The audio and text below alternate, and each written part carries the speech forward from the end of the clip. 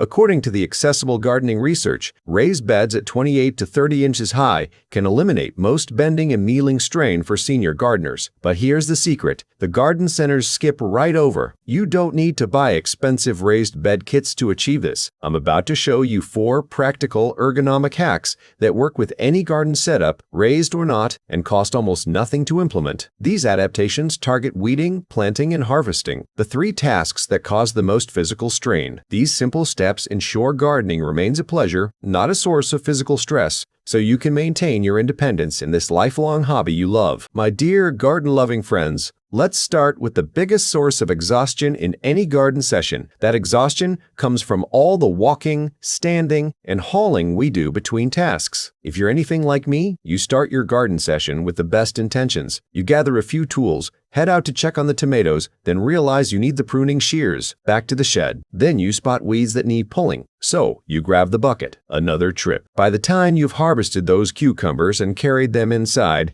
you've walked back and forth a dozen times and your legs are already tired. Your back is complaining and you've barely gotten started on the real work. Here's what most of us don't realize. All that movement accounts for a huge portion of garden fatigue. We think it's the digging or the weeding that wears us out, but it's actually the constant trips between tasks and the repeated lifting of heavy items. Your body never gets a chance to settle into one position or find a comfortable rhythm, and all that standing, bending, and squatting creates strain on your waist, hips, and back. Now, the solution is so simple you'll wonder why you didn't think of it years ago. A rolling garden seat with wheels. This is an adaptation that lets you work from a sitting position at ground level, which dramatically reduces the physical stress on your lower back and joints. I'm talking about the kind you can pick up at discount stores for under $15, or better yet, something you already have tucked away in your garage. An old office chair on wheels works beautifully. A wheeled utility cart from a yard sale. Even a sturdy plant dolly can serve this purpose. But here's where I know some of you are thinking, won't that thing tip over the second I hit a bump in the lawn? What about all that uneven ground in the garden? And can I really trust putting my weight on something with wheels? Those concerns are valid, but they disappear when you choose the right features. You want a cart with a wide wheelbase, which means the wheels sit far apart from each other, creating a stable platform. Look for locking wheels that can be secured when you're working in one spot, and make sure the top surface is flat and sturdy enough to hold both your weight and your supplies. The reason specialty rolling garden seats work so well is that they're designed with a 360-degree swivel motion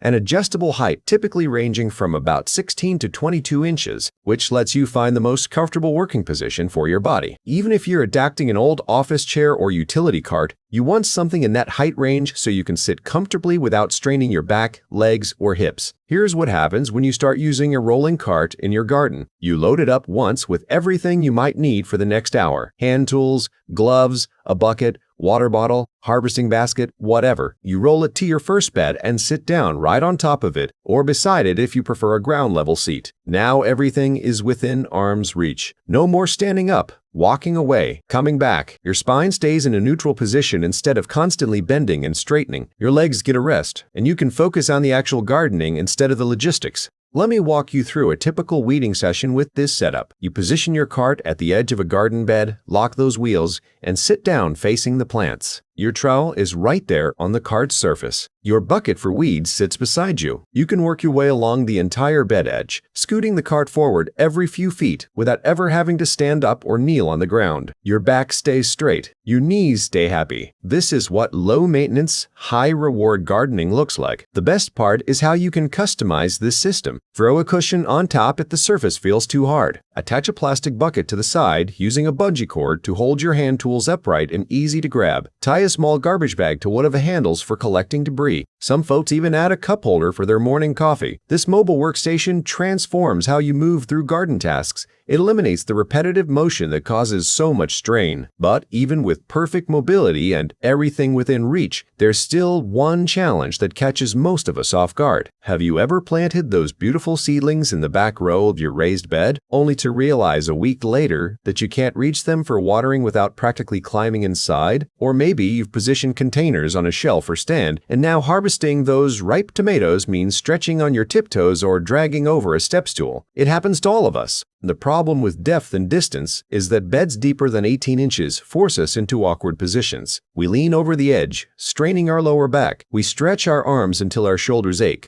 Tall containers create the same challenge from a different angle, requiring dangerous reaching or unstable step stools just to check if those peppers are ready to pick. Now, here's where 3 simple household items change everything. A long-handled kitchen spoon becomes a transplanting tool. A broom handle with a cup attached turns into a precision watering wand. And a basic grabber from the dollar store, the kind with rubber tips, extends your harvest reach by 3 feet. These aren't fancy tools. They're things you probably already own or can pick up for $1 or $2. Garden centers sell specialty long-handled trowels, rakes, and cultivators that extend 18 to 30 inches or more to solve this exact problem. But you can create the same reach without spending a dime. But I know what you're thinking. Can a spoon taped to a stick really work as well as those expensive long-handled garden tools the nurseries sell? Won't it feel flimsy or awkward? Will it actually give me the control I need for delicate tasks like transplanting seedlings? Here's the truth. These simple adaptations work beautifully for transplanting, watering, and even light cultivation,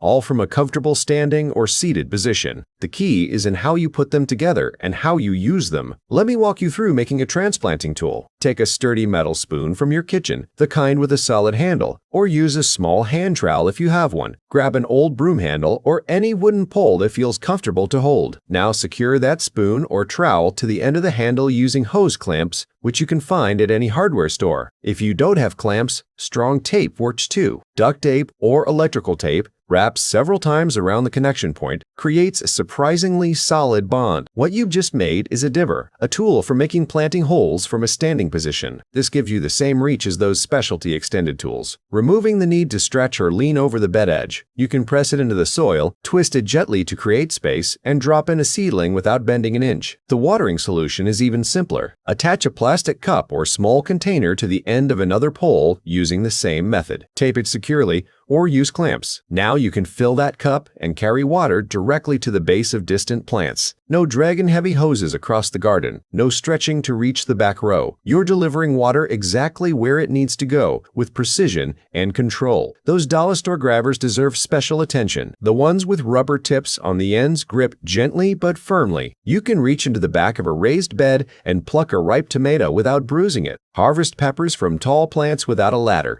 The herbs growing at the rear of a deep container. This tool eliminates the need for dangerous stretching or those unstable step stools that create such a risk for falls. The grabber becomes an extension of your arm, adding 3 feet of comfortable reach. These extended tools transform how you interact with every part of your garden. The back of the bed becomes just as accessible as the front. Tall containers no longer require acrobatics, but there's still one element that affects how long you can comfortably hold and use these tools, something that causes hand and wrist fatigue faster than the work itself. The fatigue you feel after an hour of weeding or pruning doesn't come mainly from the work itself. It comes from the constant tight grip you're maintaining on those narrow tool handles. Your fingers are clenched, your wrist is tense, and that strain builds up faster than you realize. Traditional garden tool handles measure about an inch in diameter, sometimes even less. When you wrap your hand around something that narrow, your fingers curl into a cramped position. Your tendons have to work overtime just to keep the tool from slipping. If you have any arthritis in your hands, this cramped grip triggers pain almost immediately. The problem compounds over time because you're not just holding the tool, you're gripping it tightly enough to control it through soil resistance. Now, many gardeners seeking less strenuous work look for lightweight tools made from materials like aluminum, fiberglass, or carbon steel. These materials reduce the overall weight you're lifting and carrying, which helps with arm fatigue. But there's another modification that addresses the grip itself, and it costs less than $2 per tool. Foam pipe insulation from any hardware store. This is a tip shared by gardeners who deal with arthritis, and it transforms how we hold our tools. This is the same foam tubing plumbers use to insulate water pipes. It comes in various diameters,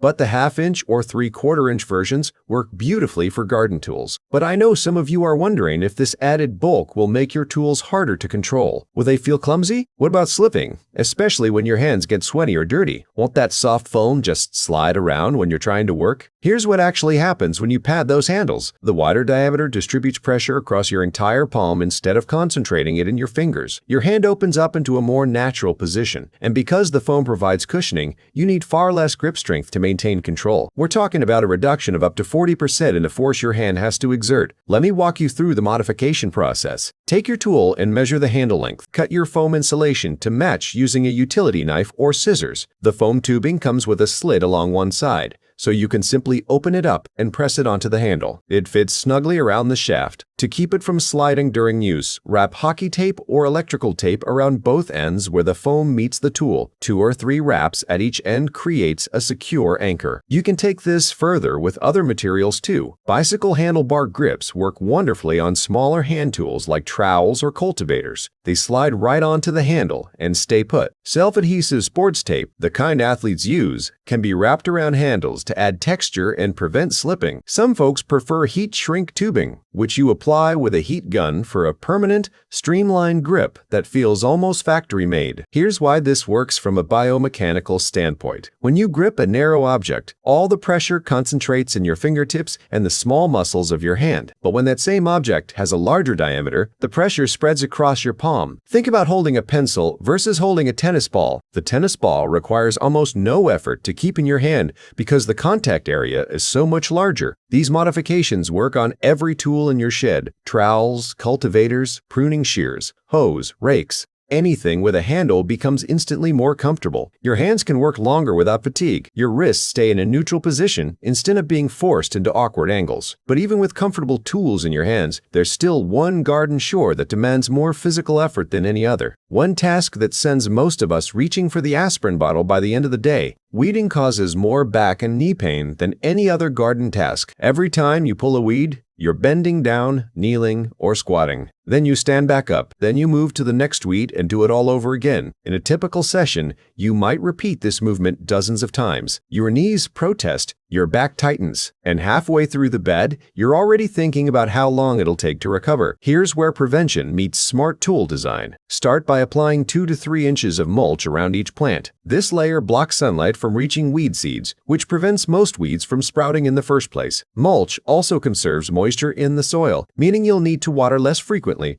eliminating another physically demanding task. The weeds that do manage to push through stay shallow-rooted and pull out with almost no resistance. This is where a long-handled stand-up weeder transforms the job completely, letting you remove those remaining weeds from a fully upright position, walking along your beds like you're taking a stroll, without your spine ever leaving its natural alignment. Now I know what you're thinking. You've probably tried one of those stand-up weeders before. Maybe it missed the root and left half the weed in the ground. Or maybe it pulled the weed just fine, but then you had to bend over anyway to pick it up off the ground. Those experiences are frustrating enough to make you give up on the whole concept. The difference comes down to choosing the right design and using proper technique. You want a weeder with a foot bar at the base, which gives you leverage to push the tool into the soil using your body weight instead of arm strength. The business end needs a claw or fork design that actually captures the root system instead of just snapping off the top growth. When you find a tool with both these features, the motion becomes simple. Press down with your foot, rock the handle to loosen the roots, and lift straight up. The ejection mechanism is key because it holds the extracted weed until you release it into your bucket. This means no bending to pick up pulled weeds one by one, keeping you completely upright throughout the entire process. Let me walk you through how this works in practice. You approach a weed with your stand-up weeder. Step on that foot bar to drive the claw into the soil beside the weed's base. Rock the handle back and forth a few times to break the root free from the surrounding soil. Lift straight up, and the weed comes with you, held firmly in the claw. Walk over to your collection bucket, press the ejector mechanism,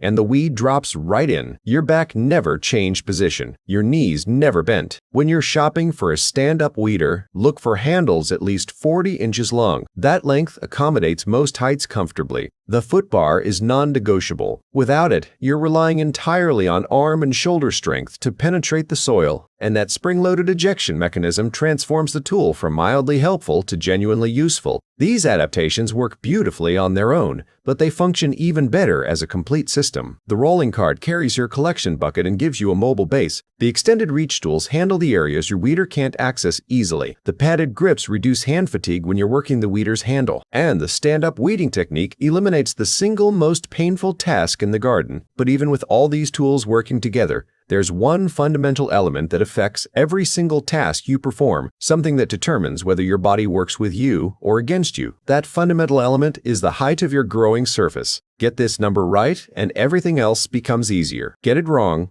and even the best tools in the world won't save your back. Working at the wrong height forces your body into compromised positions. You lean forward too far. You hunch your shoulders. Your neck cranes down at an uncomfortable angle. Over time, these small compromises add up to real pain and genuine fatigue that makes gardening feel like a chore instead of a pleasure. Research shows that 28 to 30 inches eliminates most bending and kneeling while allowing comfortable reach for people of average height. At this height, you can work from a standing position without stooping. You can sit on a standard chair or your rolling cart and still reach the soil surface comfortably. Your arms rest naturally at your sides instead of stretching up or reaching down. Now I know what's running through your mind right now. Raised beds at that height sound expensive. You're thinking about custom carpentry, specialty kits from garden centers, materials that cost hundreds of dollars. Most pre-built raised bed systems top out at 12 to 18 inches, and getting them higher means stacking units or building from scratch. Here's the secret. Stack inexpensive concrete blocks, repurpose wooden pallets, or elevate existing containers on sturdy platforms made from scrap materials. You don't need to build permanent structures. You just need to get your plants up to the right working height using whatever materials you can find cheaply or for free. But first, let's find your personal ideal height. Stand up straight in your garden. Measure from the ground to your hip bone. Now subtract 6 inches. That number is your ideal working height for comfortable access without bending. This calculation accounts for the natural position of your arms when you're working and gives you a target that's customized to your body instead of following a generic recommendation. Let me walk you through building a simple platform for a standard container. Grab some cinder blocks from a hardware store. They cost about $2 each. Arrange 4 blocks in a square pattern on level ground, creating a stable base. Set another 4 blocks on top, staggered so they overlap the joints below. You've just created a platform roughly 16 inches tall for under $20. Place a large plastic or ceramic pot on top, and you've elevated your growing surface to around 28 inches, depending on the pot height. The whole setup takes 10 minutes and requires 0 special skills. This platform approach works with wooden pallets too. Stack 2 pallets, secure them together with a few screws or zip ties, and you have an instant raised platform. Top it with a container or build a simple box frame that sits on the pallet's surface. Scrap lumber works beautifully for this. Old fence boards, deck planks, even sturdy branches can create a frame that holds soil. Here's what makes containers so much better than permanent raised beds for this purpose. You can rearrange them seasonally, move them closer to seating areas as your mobility changes, shift them to follow the sun or create shade. If you need to adjust the height, you simply add or remove blocks from underneath. No reconstruction required. If you're setting up multiple elevated containers or beds, make sure the pathways between them are wide and level. Use materials like pea gravel or pavers to create stable footing. These pathways make it easy to maneuver your rolling cart between beds and provide safe, even surfaces that reduce the risk of tripping or losing your balance. Now here's the real magic. Combine these elevated containers with that rolling cart we talked about earlier. Position your cart beside an elevated container. Lock those wheels and sit down. You're now working at the perfect height with 0 strain on your back or knees. Everything is within comfortable reach. Your tools are on the cart beside you, and you can garden for hours in complete comfort. When you put all these adaptations together, something remarkable happens. Each one supports the others, creating a complete system that transforms how you experience your garden. Well, there you have it, my dear garden-loving friends. A rolling cart, extended reach tools, padded grips, and stand-up weeding. These 4 adaptations cost less than $50 total, but deliver the same comfort as specialty ergonomic equipment, priced in the hundreds. Start with just one modification this week. Test it in your own garden and drop your results in the comments below. I'd love to hear which hack works best for you. If you found this video helpful, hit that like button and share it with a friend who needs to know about low-maintenance gardening. Gardening should bring joy, not pain. These simple adaptations ensure you can keep growing food and beauty for decades to come.